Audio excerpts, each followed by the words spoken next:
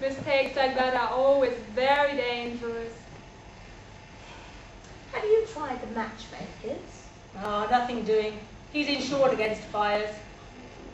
Why don't you try my old friend, the Vicar of Wakefield? I haven't the right to put out a parson's fire. It would upset the bishop. Anyway, they put out their own fires, or they get their vestals to do it for them. Why don't you try your own place? Can't do that either. He's not English.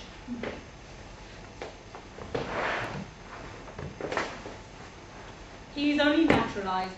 And naturalized people have the right to own their own houses, but not to put them out when they start burning.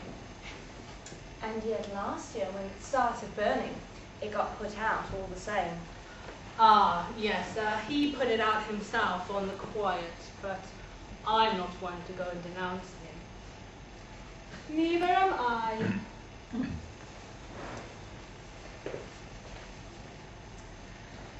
Anyway, since you're in no hurry, why don't you stay a little while longer? We'd be ever so pleased.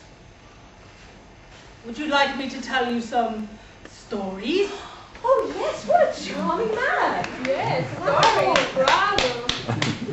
And what's especially interesting about it is that the private stories are always real live ones.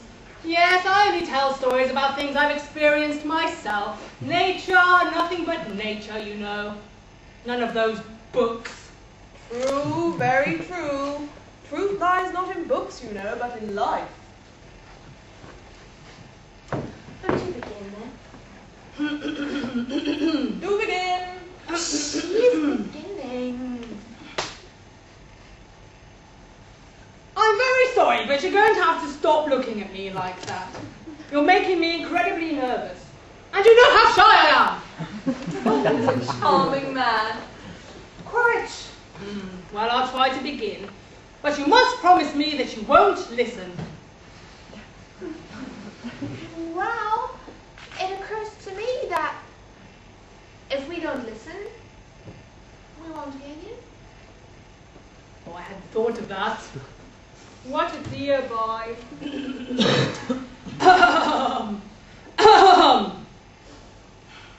The ox and the dog. An experimental fable. Once upon a time, an ox asked another dog a question. Why haven't you swallowed your trunk? I'm very sorry, said the dog. I hadn't realized there was an elephant.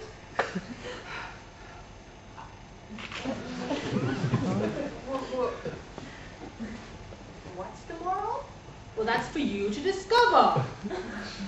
He's perfectly right. Tell us another one. Once upon a time, a calf ate too much ground glass, and as a result, had to be confined. He gave birth to a cow, but because he was a boy, the calf couldn't call him mother. Well, couldn't call him father either, because he was too small. And the result of this was he had to get married to a certain young person, and the local registry office made all the arrangements in accordance with current conventions. Cornish conventions. Like pasties. Ah, you know my story then. Oh, well, it was all over the papers. And it happened not far from where we live. Well, in that case, I'll tell you another. The cock. Once upon a time, a cock wanted to ape a dog. But he didn't have any luck, because the moment anybody saw him, they knew it was a cock. And yet, the dog that wanted to ape a cock was taken for an ape. Now I'd like to tell you one too.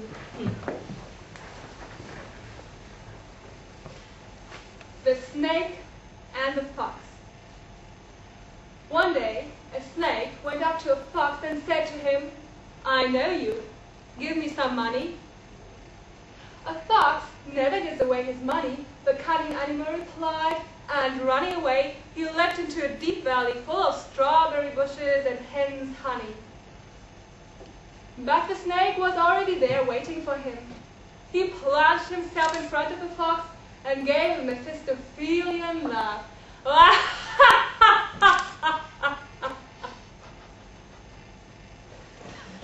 fox quickly extracted a knife from his bosom, uttered a peal of derisive laughter, and turning his back, he took to his heels. But the snake was too quick for him.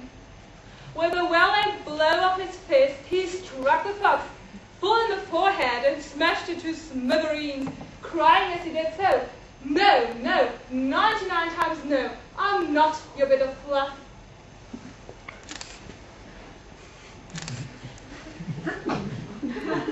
Interesting. Not bad at all. Allow me to congratulate you. Wasn't up to much, but then I'd heard it before. But it wasn't a true story, was it? Oh yes, I'm afraid it was. Your turn, Mrs. Smith. Oh, well, I only know one story, but I'll tell it to you. It's called The Bouquet. Yes, yes, my wife has always been romantically minded. She's a true blue English woman. Well, Yes, yes, my wife has always been romantically minded. She's a true blue English woman. well, Yes, yes, my wife has always been romantically minded. She's a true blue English woman. well, The Bouquet. Once upon a time, a gentleman took his fiancée a bouquet of flowers, and as he gave them to her, she thanked him. But before she had time to thank him, he took back the bouquet to teach her a lesson. And as he took back the bouquet, he walked off in 2 directions at once. Charming, Mrs. Smith.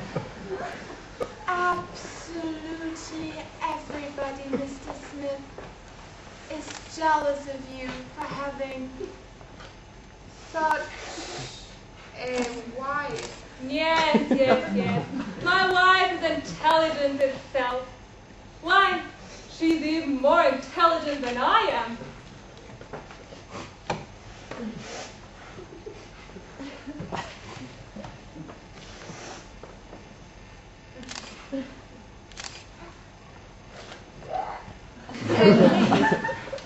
They say she's a lot more feminine. Tell us another one. There isn't time. Tell us another one anyway. And then I'm much too tired. Do it to please us. No! Please do. You have a heart like an icicle. We are on hot bricks. I implore you. Oh, all right then. There we are, he agrees. He's going to bore us again. Damn. I suppose it serves me right for being too polite. The cold. My father-in-law, on my brother's side, had a cousin whose maternal uncle had a grandfather who married twice, and whose for his second wife he took a young native girl, whose brother, on one of his voyages, met a girl with whom he fell in love, and with whom he had a son, who grew up and married a gallant governess. And this governess turned out to be none other than a leading seaman in the British Navy, whose brother, after changing professions several times, got married and had a son. And this son grew up and married a girl whose grandfather was an albino and used to wear spectacles given to him by his cousins. Foster brother to a Portuguese, natural son of a milkman, not badly off. And his brother-in-law married a girl who was the natural daughter of a retired country doctor, whose brother was the son of a lawyer, whose cousin was also the son of a retired country doctor, who had married 3 times, and whose third I wife... used to know his third wife, if I'm not mistaken. She used to eat chicken in her beehive. It wasn't the same one.